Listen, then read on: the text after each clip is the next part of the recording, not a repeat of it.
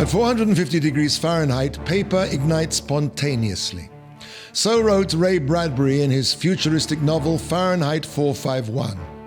The novel's main character is a fireman called Montag, but unlike the fireman we're used to, Montag's job is not to put out fires, it's to start them. Montag's job is to burn books. A hallmark of all repressive regimes is book burning. In May 1933, the Nazi Party decreed that any book which acts subversively on our future, or strikes at the root of German thought, the German home, and the driving forces of our people, was to be burnt. One of the books that the Nazis burnt was written by Heinrich Heine.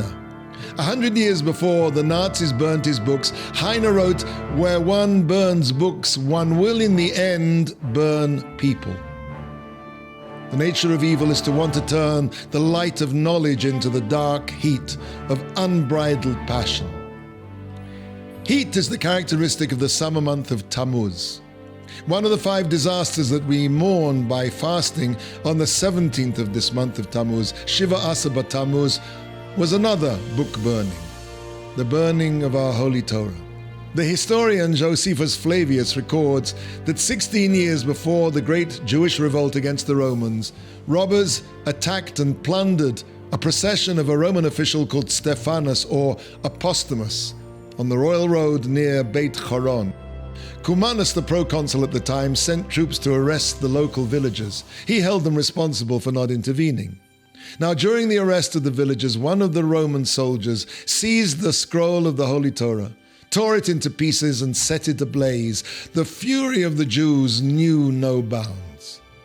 The 17th of Tammuz marks the first recorded book burning in Jewish history, but it certainly wasn't the last. In the year 1242, under Louis IX of France, 10,000 copies of the Talmud, carried in 24 wagon loads, were burnt at the stake before the eyes of grieving Parisian Jews. It's difficult for us to conceive the immensity of this loss. There was no printing in those days. Every one of those Gemorot was handwritten. Those fires consumed almost all of Jewish knowledge in Europe.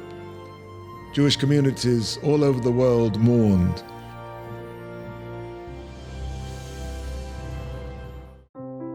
During the Musaf service of Yom Kippur, there's a section that describes the death of the 10 martyrs at the hands of the Romans. One of those 10 was Rabbi Hanina ben Tradian. The Medrash, the oral law, teaches that he was executed on the charge of teaching Torah publicly, a capital offense under the Romans. The Romans wrapped him in the Torah scroll that he always kept with him, and they set him and the scroll afire.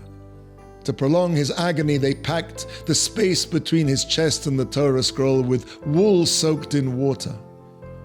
Rabbi Hanina said, "The parchment is consumed, but the letters fly up in the air. The Torah is fire, and fire cannot consume fire." The body of a Jew is like the parchment on which the Torah of his soul is written. When the parchment is burned, the letters fly up to return to their source. One of the other 5 tragedies that we commemorate on the 17th of Tammuz also involves the letters of the Torah flying into the air.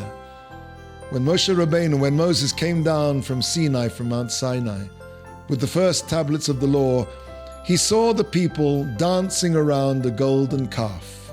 As a result of that sin, the Jewish people were no longer worthy to receive the tablets. The letters took leave of the stone and flew up into the sky. Without the words of the Torah engraved on those tablets, they became too heavy for Moshe to carry. They fell from his hands and smashed to the ground. The mystical sources teach that 2,000 years before the creation, the Torah existed in its primordial form as black fire on white fire. You cannot burn fire with fire. You cannot burn an idea. The Torah is the idea of God. It is inflammable.